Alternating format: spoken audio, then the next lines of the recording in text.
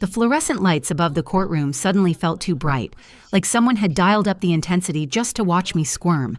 My father's voice echoed off the wood-paneled walls. "She's mentally unfit to manage her own affairs, Your Honor." I tasted copper, that metallic tang that floods your mouth right before you're about to vomit or scream or both. I didn't do either. Instead, I gripped the edge of the defendant's table, feeling the smooth lacquered wood under my fingernails, and took a slow breath. Everything Lawrence had built on lies was about to collapse. My name is Rita. I'm 29, and I work in data entry. This is the story of how I turned my father's greatest weapon, his underestimation of me, into his prison sentence. Be honest with me for a second. Have you ever watched someone lie about you to your face, wiping away fake tears while they destroy your reputation? Drop a yes in the comments if you know exactly what that feels like. I want to see how many of us have survived this particular kind of betrayal. Lawrence settled back into his chair, smoothing his $1,000 tie like he'd just delivered a heartfelt eulogy instead of a character assassination. The courtroom held that thick, suffocating silence that comes right before judgment. The gallery behind him was packed. Aunts, uncles, cousins, all invited witnesses to what was supposed to be my complete humiliation. They were waiting for the breakdown, waiting for Rita, the 29-year-old disappointment, the family failure, to start screaming or begging. I could feel their eyes boring into the back of my head, hungry for the collapse. I gave them nothing. Just steady breathing. Just the quiet hum of the air conditioning. Just me, sitting perfectly still in a thrift store blazer, letting the silence stretch until it became more uncomfortable for them than for me. "Ms. Carter," Judge Morrison said, peering over her reading glasses, "your father has made some serious allegations about your mental capacity and your handling of your grandmother's estate. Do you have a response?" Lawrence leaned forward slightly, like a shark catching the scent of blood in the water. He needed this. He needed me to explode, to prove him right by acting hysterical. That was his entire strategy. Push me until I broke, then point to the pieces as evidence. In psychology, they call it the gray rock method. You become stone, uninteresting, unresponsive. You starve the narcissist of the emotional fuel they crave. But I wasn't being quiet because I was broken. I was being quiet because I was done talking. I stood slowly, straightening my blazer. Didn't look at the gallery, didn't look at the judge yet. I looked directly at Lawrence, keeping my face completely blank. No anger, no fear, no sadness. His smirk wavered. Just for a second. He turned to his attorney, Stephen Park, whispering something urgent. Stephen wasn't smirking. Stephen was sweating, tapping his Mont Blanc pen against his legal pad in that nervous rhythm I'd first noticed 3 months ago when I started tracking their movements. Stephen knew something Lawrence didn't. He knew that paperwork leaves trails, and he knew exactly which documents they'd forged to get this hearing scheduled. "I'm listening, Your Honor," I said, my voice level and low. "I'm just waiting for my father to finish his performance. I wouldn't want to interrupt." Lawrence's jaw tightened. He thought the silence was surrender. He had no idea it was the sound of a trap springing shut. "Proceed," I said, sitting back down. "Let's hear the rest." "Look at her lifestyle," Lawrence sneered, gesturing at me like I was something he'd scraped off his shoe. "She lives in a 300-square-foot apartment in the worst part of town. She wears clothes from discount racks. She takes the bus because she can't afford a car. She has squandered every opportunity I've given her, every advantage, every—" I listened to him catalog my failures like items on a grocery receipt. But my mind drifted back 2 years to the day he showed up at my apartment unannounced. He'd looked around my studio with pure disgust. "This is embarrassing, Rita. I tell my friends you're finding yourself. But we both know you're just failing." Then he'd driven away in a brand new Porsche Cayenne, a car I later discovered he'd leased using my Social Security number. What he didn't know was that the shoebox apartment was a choice. While he bought $5,000 suits to impress people who secretly hated him, I was building an invisible empire. Every time he called me worthless, I transferred another $5,000 into an offshore investment account. Every time he mocked my boring data entry job, I was actually managing a $15 million portfolio for private equity firms under a consultant agreement. I wasn't broke. I was strategic. He thought I took the bus because I couldn't afford a Toyota. In reality, I was using my liquidity to purchase the distressed mortgage note on his precious country club membership. When he laughed at my thrift store blazer, I was finalizing paperwork to acquire the shell company holding the lien on his office building. He saw a daughter who needed managing. I saw a liability that needed liquidating. Back in the courtroom, Lawrence was still performing for the gallery, his voice rising with manufactured concern. "She has no concept of financial responsibility," Lawrence shouted, slamming his palm on the table. The sound cracked through the courtroom like a gunshot. I looked at him, really looked at him, and saw it clearly. This wasn't a concerned father. This was a parasite panicking because the host was finally fighting back. He didn't want conservatorship because he loved me. He wanted it because he was drowning in debt, and I was his last possible lifeline. I discovered his mounting credit card balances, the second mortgage, the loans from dubious investors. All through public records searches and a private investigator I'd hired 6 months earlier. He needed legal control over my assets because he'd already burned through his own. He wasn't my parent today. He was my debtor. And this wasn't a family reunion, this was a foreclosure. "Is that all, Mr. Carter?" Judge Morrison asked, her pen scratching against her notepad.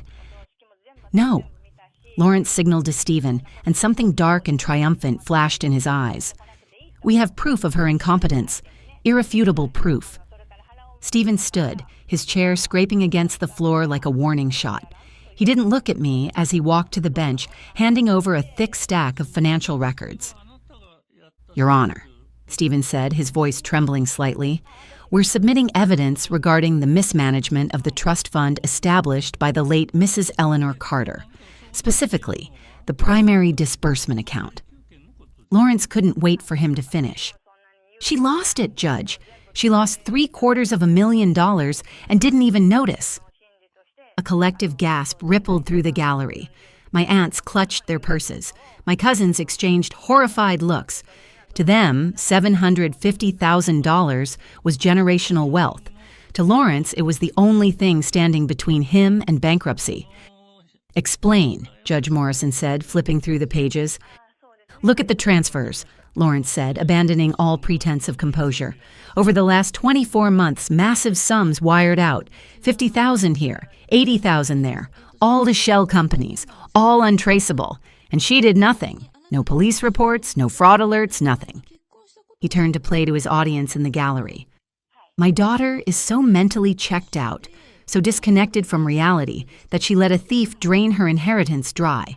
If we don't step in now, she'll be homeless within 6 months." I watched him perform. It was masterful in a sick way, framing his own theft as my incompetence.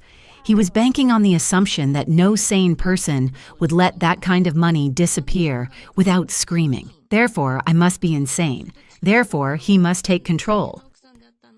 "We're filing an emergency motion," Stephen added, wiping sweat from his upper lip. "We request immediate freezing of all assets and appointment of Mr. Carter as temporary conservator." Lawrence looked at me then, not with concern, with triumph. He thought he'd cornered me. He thought the missing money was the smoking gun. He didn't realize it was the bait. "Ms. Carter," Judge Morrison said, her voice grave, "these records show significant depletion of funds. Do you have an explanation?" The room went silent. Lawrence leaned back, crossing his arms, ready for me to stutter or cry or say I didn't know. Ready to win. I stood up, didn't check my notes, didn't look at my own attorney. I picked up a single blue folder I'd placed on the table at the start of the hearing. "I don't have an explanation, Your Honor," I said clearly. "I have a map." I walked to the bench with deliberate slowness, the kind of calm that comes from knowing the ending because you wrote it yourself. "My father is correct, Your Honor. The money is gone. $750,000 transferred out of that trust. I watched every cent leave." Lawrence let out a harsh laugh. "She admits it. She watched it happen and did nothing. I wasn't catatonic," I interrupted, my voice cutting through his like a scalpel. "I was patient." Judge Morrison opened the folder. Her eyes widened at the first page. It wasn't a spreadsheet. It was a digital footprint visualization, a map of electronic theft. Your Honor, you're looking at the IP logs for every unauthorized transfer, I explained. My data entry work gave me access to forensic accounting software, and I'd been monitoring the trust account remotely since my grandmother's death. I didn't just track the money. I tracked the device that moved it. Every transaction originated from a single desktop computer at 442 Oakwood Drive. I paused. That's my father's home address, specifically his study. Lawrence's face drained of color. He started to stand, but Stephen yanked him back down. That's fabricated, Lawrence sputtered. She hacked. And here, I continued, ignoring him completely, pointing to the next page, are the wire confirmations. The funds weren't sent to random shell companies. They were sent to accounts held by Apex Consulting, a company registered in Nevis. I turned to look directly at Lawrence. A company you incorporated 3 years ago using your affair partner's maiden name. Public incorporation records are surprisingly detailed when you know where to look. The gallery erupted. My aunt actually gasped out loud. Lawrence looked like someone had knocked the wind out of him. His mouth opened, but no sound emerged. He realized, too late, that I hadn't been ignoring his theft. I'd been documenting it.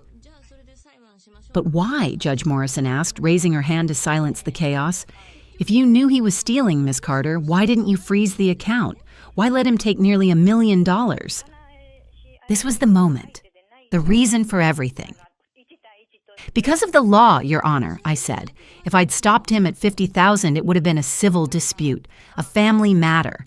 He would have gotten probation, maybe paid a fine. He'd have been back in my life within 6 months, trying to steal again. I looked at Lawrence. I wanted him to understand the mechanics of his own destruction. I needed him to cross the line from petty theft to federal racketeering. I disabled the security alerts on purpose. I left the door unlocked. I waited until the total exceeded $500,000 and the transfers crossed state lines. I leaned forward, hands resting on the table. That creates a pattern of interstate wire fraud sufficient to trigger a RICO case.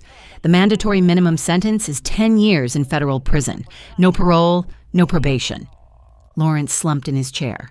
He looked small. He looked like a man who'd just realized he hadn't been robbing a bank. He'd been robbing a trap. I didn't lose $750,000, Dad, I said, my voice cold and final. I spent it. My consulting work had already generated returns that more than covered the loss. That was the price of your prison sentence. And frankly, it was a bargain. But Lawrence Carter didn't get to where he was by giving up easy. A cornered rat is always most dangerous. He wiped the sweat from his forehead with a shaking hand and reached into his briefcase, pulling out a single sheet of paper, yellowed slightly at the edges. She's lying, he said, his voice gaining strength. She authorized every transfer. She just doesn't remember. He handed the document to the bailiff, who passed it to the judge. Lawrence turned to the gallery, his confidence returning like a fever. This is a power of attorney document, signed and notarized 2 years ago. It explicitly grants me full control over that specific trust account to manage family investments. She signed it right after her grandmother died because she was too overwhelmed to handle the finances herself. Judge Morrison examined the paper carefully. She frowned. The signature appears authentic. It is authentic, Lawrence said, actually smiling for the first time in 10 minutes. She signed it. She just doesn't remember signing it. This proves my point, Your Honor. Her memory is failing. She's creating paranoid fantasies about RICO cases because she can't face the reality that she gave me permission. The room shifted again. I saw my cousins whispering.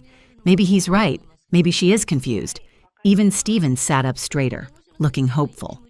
If that document held up, the theft wasn't theft. It was authorized management. My RICO case would evaporate. The trap would spring open, worthless. Judge Morrison looked at me. Mrs. Carter, is this your signature? I recognized the document instantly. 2 years earlier, buried in a mountain of funeral paperwork after my grandmother's death, Lawrence had slipped it in front of me while I was signing estate forms. I'd signed without reading. The mistake that started this war.